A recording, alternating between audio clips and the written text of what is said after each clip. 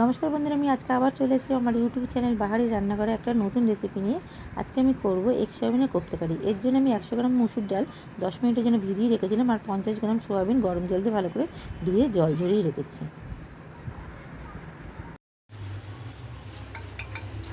মিক্সিতে আমি দেখুন ডালটা বাটা হয়ে গেছে, আর সয়াবিনটা আমি বেটে নিয়েছি। এগুলি আমি একসঙ্গে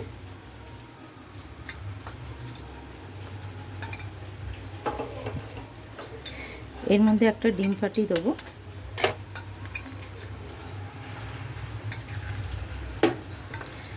দেব স্বাদ মতন লঙ্কা বাটা,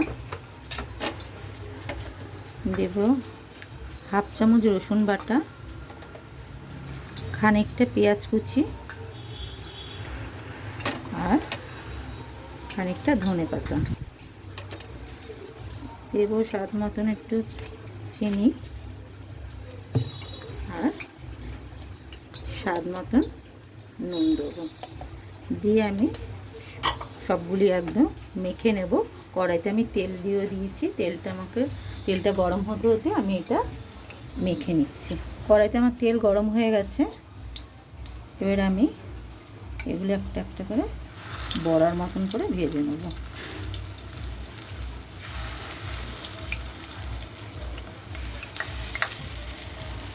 দেখুন সব বড়াগুলো আমার ভাজা হয়ে গেছে।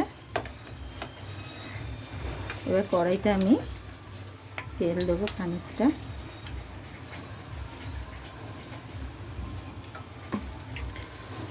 আর এইটার জন্য আমার লাগবে, আমি এখন মাঝারি মাপের দুটো আলু নিয়ে আমি কিউব করে কেটে রেখেছি, আর একটা বড় পেঁয়াজ কুচিয়ে রেখেছি, একটা বড় টমেটো আমি কুচিয়ে রেখেছি, একটু আদা বাটা, রসুন বাটা, আর এইটার মধ্যে রয়েছে আমার 2 চামচ জিরের গুঁড়ো, 1 চামচ ধনে গুঁড়ো, আর 1 চামচ বড় চামচের হলুদের গুঁড়ো।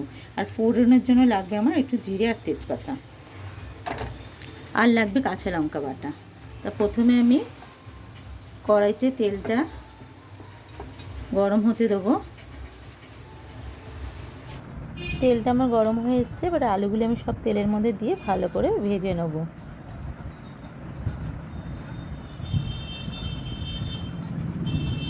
দেবো সামান্য নুন, আর দেবো সামান্য হলুদ গুঁড়ো, দিয়ে ভালো করে লাল করে আমি ভেজে নিচ্ছি। আলুগুলো যখন আমার ভাজা হয়ে গেছে লাল লাল করে, এগুলো আমি তুলে নিলাম।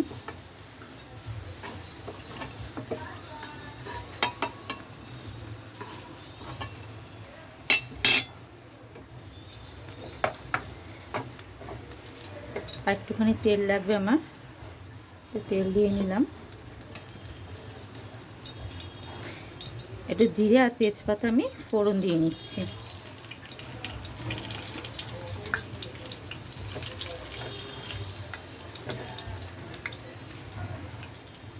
জিরে তেজপাতা ফোড়ন দিয়ে দিয়েছি। পেঁয়াজটাকে কুচিয়ে নিয়েছিলাম, পেঁয়াজটা আমি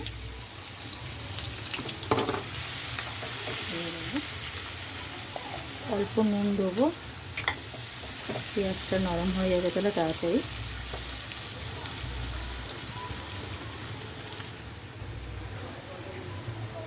দেখুন পেঁয়াজটা আমার লাল হয়ে গেছে, এবার আমি টমেটোটা একটু দিয়ে দেবো।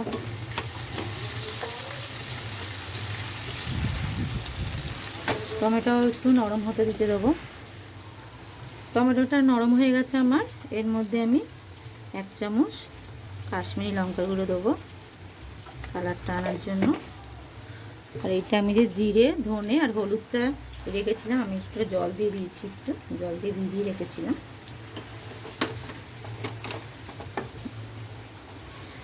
দেব হাফ চামচ আদা বাটা,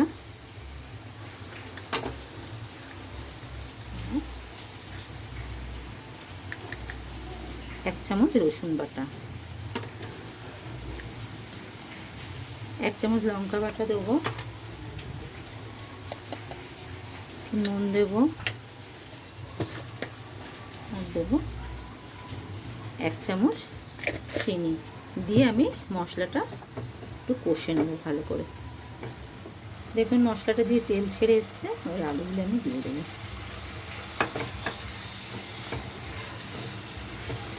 আলুগুলো দিয়ে একটু নাড়াচাড়া করে নিই। আলুগুলো দিয়ে একটু নাড়াচাড়া করে নিলাম। এবার একটু জল দিয়ে নেব।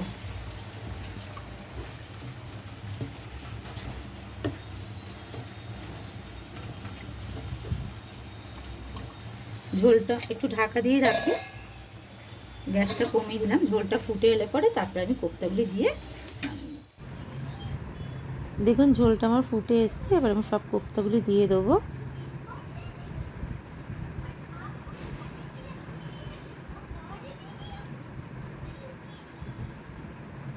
ঝোলটার মধ্যে সব এরকমভাবে ভালো করে ডুবিয়ে দেবো কোপ্তাগুলো, যাতে নুন মিষ্টিটা ভালো করে বসে।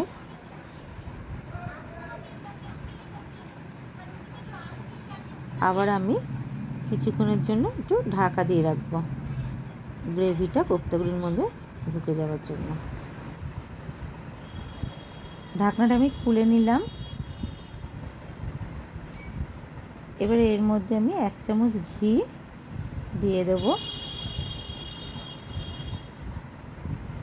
আর দেব 1/2 চামচ গরম মশলা।